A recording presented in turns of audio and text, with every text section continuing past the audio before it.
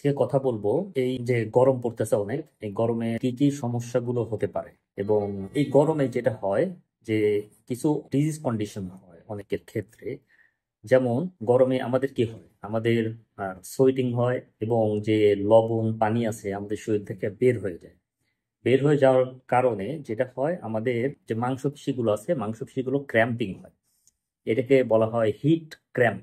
হ্যাঁ, hit cramp যদি হয় আপনাদের, যে মাংসপেশি ব্যথা বা আমরা আমরা অনেকে যে মাংসপেশি চাবাচ্ছে এরকম যদি হয়, সেক্ষেত্রে এটা চিকিৎসা হচ্ছে আপনি ফ্লুইড ব্যালেন্স করবেন। হ্যাঁ, আপনার শরীরে যদি ডিহাইড্রেশন থাকে এটা কারেকশন করতে হবে। এবং নাম্বার টু, যদি কোনো লবণের ঘাটতি থাকে, অনেক সময় সোয়েটিং এর সাথে কিন্তু লবণেরও ঘাটতি থাকে, সেক্ষেত্রে আপনি ওরসালাইন খেতে পারেন। তার মানে তরল খাবার খাবেন, পানি, বিশুদ্ধ পানি, ডাবের পানি, এগুলো খাবেন। সাথে হচ্ছে যদি লবণের ঘাটতি থাকে তাহলে ওরসালাইন খেতে হবে।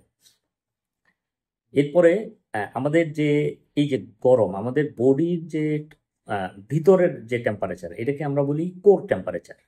এই কোর টেম্পারেচার, যেহেতু বাইরে যেহেতু গরম, আমাদের কোর টেম্পারেচারও কিন্তু অনেক বেড়ে যায়। আহ, এরপরে আমরা যখন বাইরে যাই, বাইরে যাওয়ার কারণে কোর টেম্পারেচার বাড়ে। বাড়ার কারণে যেটা হয়, আমাদের যে রক্তনালীগুলো আছে এই রক্তনালীগুলো প্রসারিত হয়। প্রসারিত হয়ে সে কিন্তু সাডেন অজ্ঞান হয়ে যেতে পারে, তার প্রেশার কমে যেতে পারে। হ্যাঁ, এবং এই কন্ডিশনটাকে আমরা বলি হচ্ছে হিট সিনকোপ। আরেকটা কন্ডিশন আছে হিট এক্সশন। হিট এক্সশন জিনিসটা কি, যে আমাদের বডির যে কোর টেম্পারেচার, এই কোর টেম্পারেচার 37 থেকে 40 ডিগ্রি পর্যন্ত, 40 ডিগ্রি সেলসিয়াস পর্যন্ত বেড়ে যায়। তখন আমাদের হেডেক হতে পারে, তারপর হচ্ছে ডিজিনেস হতে পারে, আপনার মাথা ঘোরাতে পারে, অবসাদগ্রস্ততা থাকতে পারে। এই জিনিসগুলো যখন হবে তখন এটাকে আমরা বলি হিট এক্সশন। এবং হিট এক্সশনে একটা ইম্পর্টেন্ট ইস্যু হচ্ছে, হিট এক্সশনে প্রচুর সোয়েটিং হয়, বডি চেষ্টা করে হিটটা সোয়েটিং এর মাধ্যমে বের করে দিতে। এবং যখন বডি না পারে, তখন ফাইনালি আমাদের যেটা হয় হিট স্ট্রোক। হিট স্ট্রোকে মনে রাখবেন যে আমাদের বডির যে থার্মোরেগুলেটরি যে ফাংশনটা আছে এটি ইম্পেয়ার্ড হয়। তো আমার টেম্পারেচার মূলত কন্ট্রোল করে হাইপোথ্যালামাস।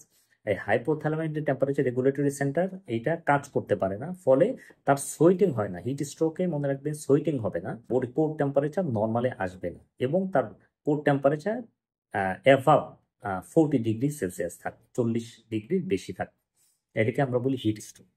হিট বিষয়ক চারটি জিনিস আমরা জানলাম, একটা হচ্ছে লেগ ক্র্যাম্প, একটা হচ্ছে হিট সিনকোপ, একটা হচ্ছে হিট এক্সশন এবং হিট স্ট্রোক।